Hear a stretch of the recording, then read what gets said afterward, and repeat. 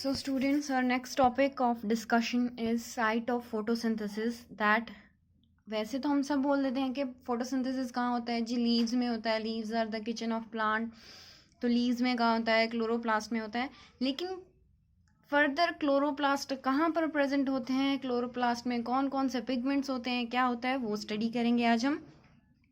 So the first point is, we all know photosynthesis occur in the green leaves, and in the green leaves there are chloroplast in which the process of photosynthesis occur. तो ये आपको पता है कि leaves में mesophyll cells होते हैं। Mesophyll sales में लार्ज नंबर ऑफ क्लोरोप्लास्ट जो हैं वो प्रेजेंट होते हैं। जो क्लोरोप्लास्ट होते हैं वो अपने आप को इस तरह से अलाइन करते हैं कि सो दैट वो मीजोफिल सेल्स की वॉल्स को कवर कर लें, मतलब वॉल्स के अलोंग आ जाएं, so that they can get maximum of light, to get optimum quantity of light. तो वो अपने आप को अलाइन कर लेते हैं मीजोफिल सेल्स की वॉल्स के along, chloroplast, to get the light. तो विद इन द क्लोरोप्लास्ट क्या होता है, there are membranous systems consisting of grana, stroma, lamellae and matrix stroma. ये जो पार्ट्स होते हैं क्लोरोप्लास्ट के, आपने क्लोरोप्लास्ट का स्ट्रक्चर अपनी बुक से देख लेना है, I will not be able to draw.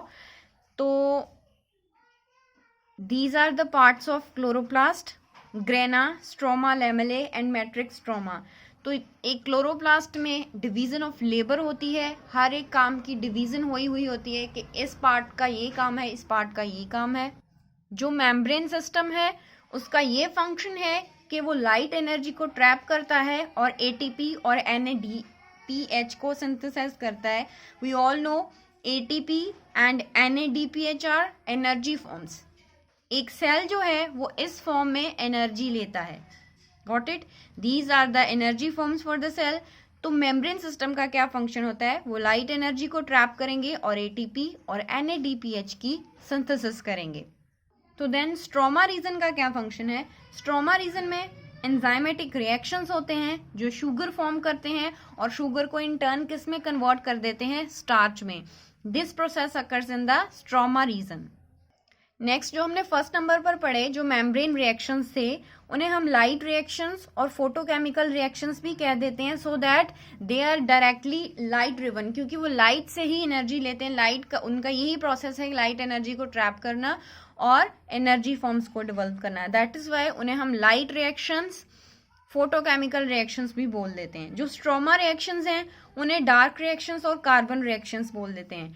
Stroma reaction में ध्यान से सुन लो, आपने उसके नेम पे नहीं जाना। ऐसा नहीं है कि ये इन्हें डार्क रिएक्शंस कहते हैं तो इट मीन्स ये डार्कनेस में होते हैं, no, this is no such idea. वैसे इनको लाइट रिएक्शंस बोल देते हैं तो इनका ऑपोजिट इन्हें डार्क रिएक्शंस बोल देते हैं, लेकिन ऐसा नहीं है कि ये डार्कनेस में होते हैं या फिर ये लाइट डिपेंडेंट नहीं है, they are light dependent somehow. तो इनको वैसे नेम दिया गया है डार्क रिएक्शंस और carbon reactions. Next topic is the pigments involve in photosynthesis. के फोटोसिंथेसिस के प्रोसेस में कौन कौन से पिगमेंट्स इन्वॉल्व हैं। Basically what are pigments, pigments होते क्या हैं। Pigments are the substances that have ability to absorb light at specific wavelengths. Pigments ऐसे सब्सटेंसेस को बोलते हैं जिनके पास एक स्पेशल एबिलिटी होती है कि वो अपनी एक स्पेसिफिक वेवलेंथ पे लाइट को ऑब्जॉर्व कर सकते हैं। तो अगर हम प्लांट्स की बात करें तो एक लीफ में there are 4 pigments, chlorophyll A blue green in colour, chlorophyll B yellow green, xanthophylls are yellow and carotenoids they are yellow orange. These are the 4 pigments which are present in the leaves.